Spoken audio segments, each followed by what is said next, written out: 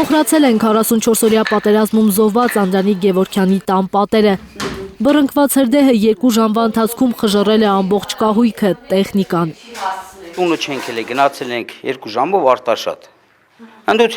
հասել ենք ընդ զանգել են տունը հրդեհվում է։ Ու հասել ենք ու տեսես վիճակը շուտ տեսնում։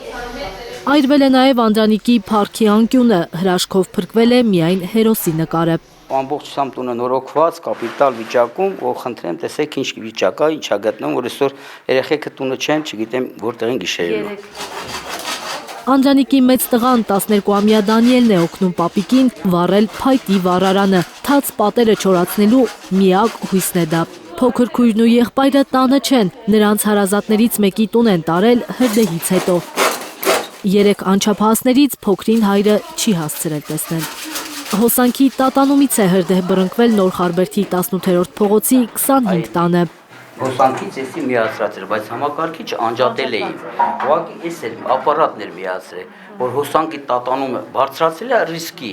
տվել է տրաքել է ստեղից ու ստեղից բռնկել է ամբողջը գնացել է։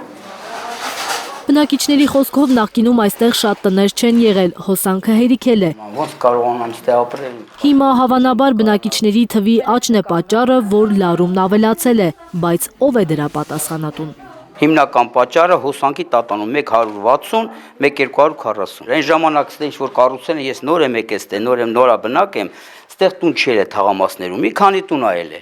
Տեղադրել են փոքր պաստանցիա, որը ապահովում էր մի քանի տնտեսություններին։ Հոսանքի տատանման պատճառով Խարբերդում էլի են հրդեհներ եղել։ Պատերազմում որդուն կորցրած հորս փոփում է միայն այն, որ հրդեհի պահին տանը մարդ չի եղել, իրենք չեն տուժել, բայց դժբախտությունը կարող է կրկնվել այս կողմերում, եթե հոսանքի հարցը չլուծվի։ Սրա պատասխանատուները խիղճ ունեն կարգավորել, այսօր հիմնա վաղն ուրիշինա, ոնց կլինի։ Ոնց կլինի, հասկանում եք, այսօր տները տների վրա է նստած, հոսանքը խիչ են կարգանում, փող ենք վճարում դրան վերջապես չէ, հո ձրի չենք օգտագործում։ Անդրանիկի 3 անչափահաս երեխաները, թոշակառու հայրը եւ ընտանիքի մյուս անդամները ժամանակավորապես գիշերելու են բարեկամների տներում, մինչև կարողանան լուծել առաջին անհրաժեշտության իրերի խնդիրը՝ մահճակալներ ու բազմոց ճարեն։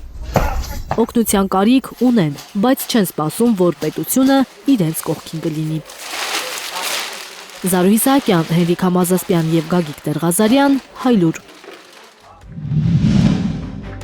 Հայաստանում եւ աշխարհում տեղի ունեցող իրադարձությունների մասին առաջինը իմանալու համար բաժանորդագրվեք մեր ալիքին, սեղմեք զանգակը, որ բաց չթողնեք ամենակարևորը, ամենահրատապն ու հետաքրքիրը։